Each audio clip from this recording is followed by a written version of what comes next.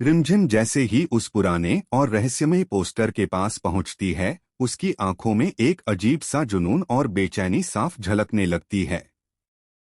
वह बिना कुछ सोचे समझे अपने हाथों को लाल रंग में डुबो देती है, जैसे उस रंग में कोई राज छुपा हो, और फिर धीरे धीरे अपने उंगलियों के निशान उस पोस्टर पर लगाने लगती है।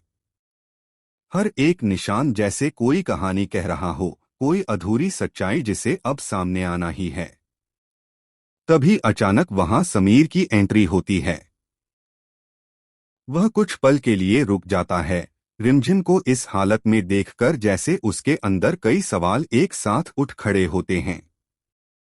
लेकिन फिर वह हल्की सी मुस्कान के साथ कहता है कि तुमने बिल्कुल सही किया, क्योंकि पहले जो निशान लगाए गए थे वे गलत थे और उसे बिल्कुल पसंद नहीं आए थे। उसके इस बयान से वहां मौजूद माहौल कुछ देर के लिए शांत हो जाता है, जैसे सब कुछ अब ठीक होने वाला हो। लेकिन यह सुकून ज्यादा देर तक टिक नहीं पाता। अचानक मोहिनी वहां आ धमकती है और उसकी आवाज में सख्ती साफ महसूस होती है। वह बिना किसी झिझक के कहती है कि जो पहले लगाया गया है वही रहेगा, अब कुछ भी नहीं बदलेगा। उसके इस फैसले से वहां मौजूद हर शख्स हैरान रह जाता है। किसी को समझ नहीं आता कि आखिर वह ऐसा क्यों कह रही है। तभी कहानी एक ऐसा मोड़ लेती है जिसकी किसी ने कल्पना भी नहीं की थी। सच सामने आता है कि जो पहले फिंगरप्रिंट्स लगे थे वे अमायरा के नहीं बल्कि हमारे के थे। और सबसे बड़ा झटका तब लगता है जब यह खुलासा होता है कि हमारे की मौत 30 दिनों के अंदर होने वाली है।